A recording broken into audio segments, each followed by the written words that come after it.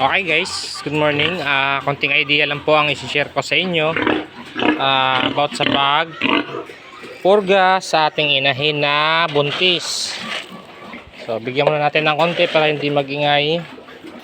So ngayon guys, ito po ay 100 days buntis.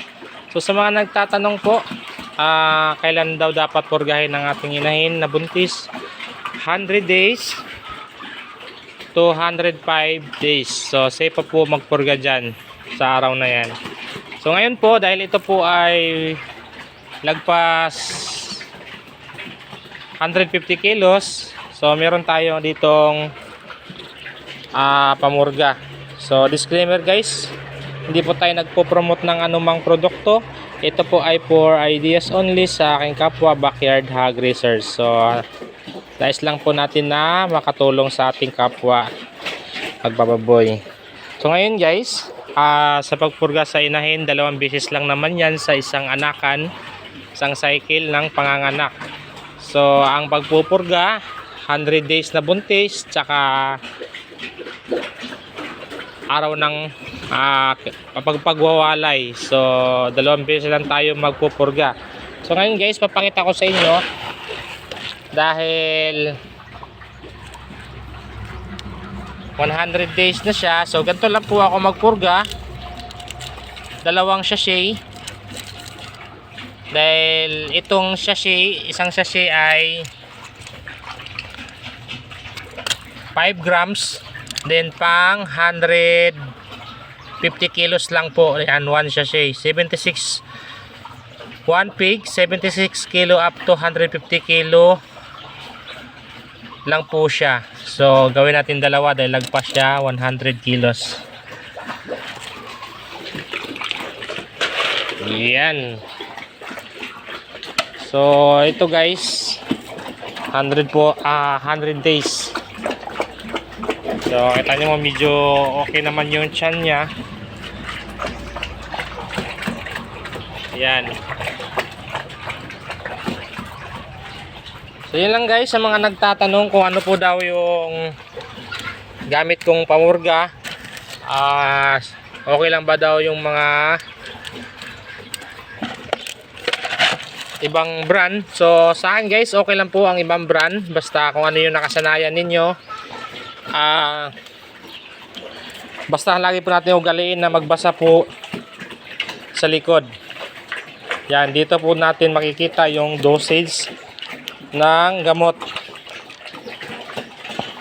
So ugaliin po natin magbasa dito. Ito ay pwede rin sa mga biik. So sa inahin po guys, sachet lang po ang gamit ko. Ito lang po. Tapos sa mga biik ay injectable po ang gamit natin. So meron din akong ginawang video dyan about sa pagpurga sa biik, na gamit ko ay sachet. So ito po yung gamit ko sa biik. Yan, injectable, 0.3 ml lang po sa bagong walay. So ito, pwede rin ito sa biik, 5 grams. Pwede na po ito sa 10 biik. So ayun guys, tingnan nyo, madilim doon. Yan. So meron na po nakalagay dyan, marami na po akong ginawang video dyan guys, panoorin nyo lang. Kung gusto nyo po magkaroon ng idea, mga tips, panoorin nyo lang po yung mga video ko dyan. At kung nakasubaybay kayo, sigurado po na may matutunan kayo. So yan po, ito po ay pwede sa 10 pigs. Yan, 10 pigs, 10 to 15 kilo ang bigat. So pwede ito sa 10 biik sa isang sachet, 5 grams. So yun lang guys, kunting kaalaman lang po, mahalaga po ang pagpupurga sa ating inahing buntis, dahil malaking bagay po iyon. Dahil kapag may mga bulati po iyan, napapasa po sa mga biik. So nagiging sakitin po ang biik natin kapag bulatihin po. So wag niyo po tipirin sa mga expenses yung mga inahin natin, dahil maliit lang naman po. Tsaka 2 beses lang naman po magpurga sa isang cycle ng inahin. So tsaka malaking tulong ang Porga.